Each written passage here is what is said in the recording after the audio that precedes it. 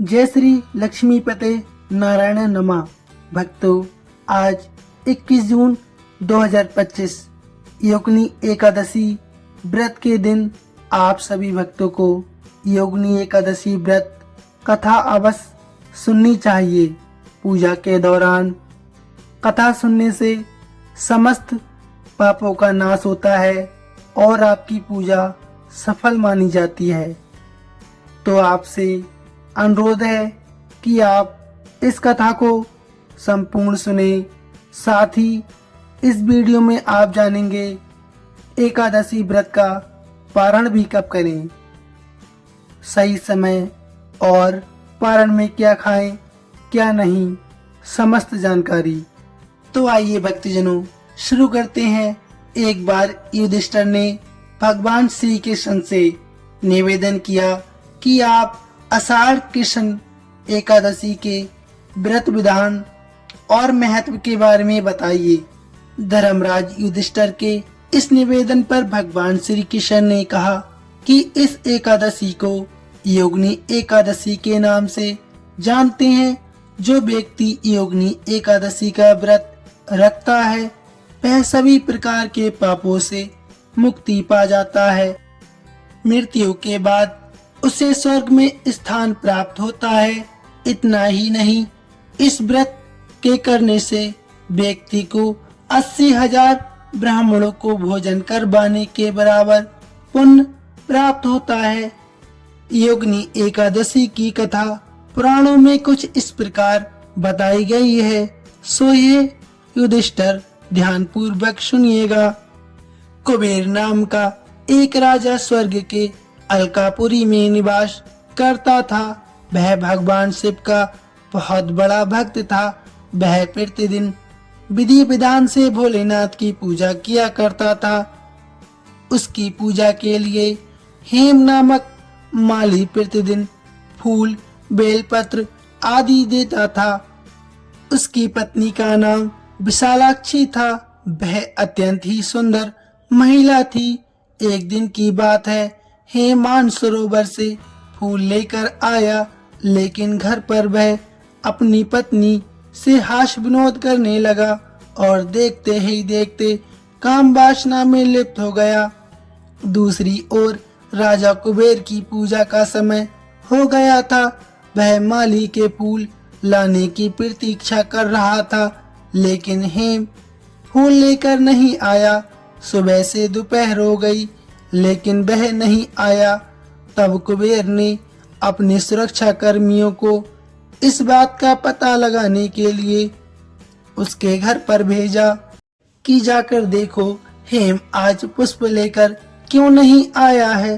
सुरक्षा कर्मी हेम के घर से वापस आ गए और उन्होंने बताया कि वह अधम और नीच प्रवृत्ति का व्यक्ति है। वह काम वासना में लिप्त है। वह अपनी पत्नी के साथ रमण कर रहा है।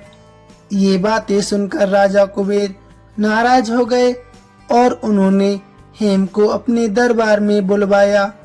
हेम को देखते ही राजा को बहुत क्रोध आया और उन्होंने कहा कि तुम अधर्मी और पापी हो।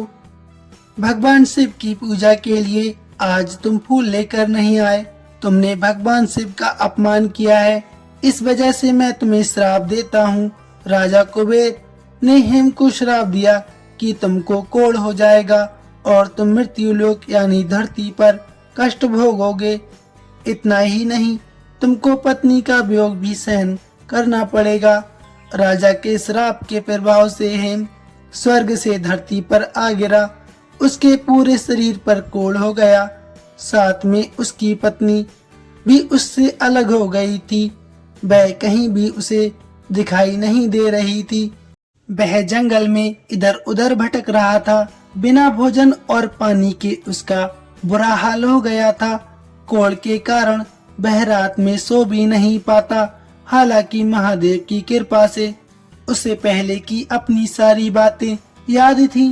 एक दिन वह घूमते घूमते मार्कंडे ऋषि के आश्रम में चला गया। उसने मार्कंडे ऋषि को देखा तो प्रणाम किया और उनके चरण पकड़ लिए। मार्कंडे ऋषि ने उसकी दुर्दशा का कारण पूछा तो उसने अपनी पूरी कहानी उनको बताई। इस प्रकार मार्कंडेय ने कहा कि तुम आषाढ़ कृष्ण एकादशी का व्रत करके भगवान विष्णु की पूजा करो। इस व्रत के पुण्य प्रभाव से तुम्हारा कल्याण अवश्य हो जाएगा। मार्कंडेय ऋषि ने एकादशी व्रत की पूरी विधि हेम को बतला दी। मार्कंडेय ऋषि की बातें सुनकर हेम खुश हो गया। वह आश्रम से चला गया और आषाढ़ कृष्ण एकादशी की प्रतीक्षा करने लगा।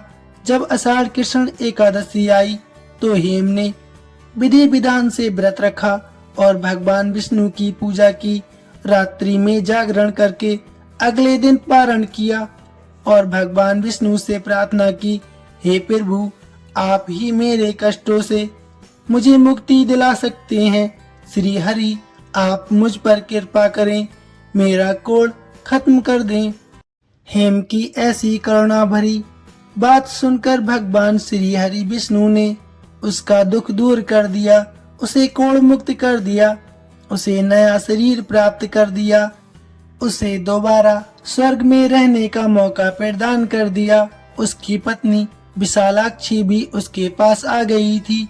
वह अपनी पत्नी विशालाक्षी के साथ सुखपूर्वक जीवन व्यतीत करने लगा। तो भक्तों, आपसे अनुरोध है कि आप भी दयानिधि श्री हरि विष्णु से करुणा भाव से, सच्चे मन से, सच्ची निष्ठा से अपने दुखों का निवारण की कामना करें और आप अवश्य ही दुखों के निवारण से मुक्त हो जाएंगे। तो भक्तों, प्रेम से बोलिए जय श्री लक्ष्मी नारायण नमः। आइए भक्तों, अब बात कर लेते हैं आपको व्रत का पारण कब करना है और क्या खाना है क्या नहीं खाना है। जिन भक्तों ने गृहस्थ एकादशी व्रत रखा है यानी कि 21 जून को व्रत रखा है, वह भक्त 22 जून को अपना पारण कर सकते हैं और पारण करने का समय इस बार 1:47 से यानी कि दोपहर में 4:35 के बीच तक रहने वाला है। एकादशी व्रत पारण क्या खाकर करें, आपको बता दें भक्तों, एकादशी व्रत तोड़ने के लिए सात्विक भोजन का सेवन किया जाता है। एकादशी व्रत का पारण जल ग्रहण करके व तुलसी दल का सेवन करके किया जा सकता है। साथ ही एकादशी व्रत खोलने के लिए दही, पनीर, घी, शहद या सूखे मेवे का आप सेवन कर सकते हैं। कई लोग एकादशी व्रत का पारण चावल खाकर भी करते हैं, इसलिए आप चावल खाकर भी कर सकते हैं। लेकिन सबसे ज्यादा जरूरी है कि आपको तुलसी का सेवन अवश्य करना चाहिए, क्योंकि तुलसी श्री हरि विष्णु की बहुत प्रिय है। तो ये थी भक्तों जानकारी। आपको कैसी लगी प्लीज कमेंट में अवश्य बताइए और आपको हमारा कथा सुनाने का तरीका कैसा लगा प्लीज कमेंट में अवश्य बताइए। धन्यवाद। जय श्रीमन नारायण।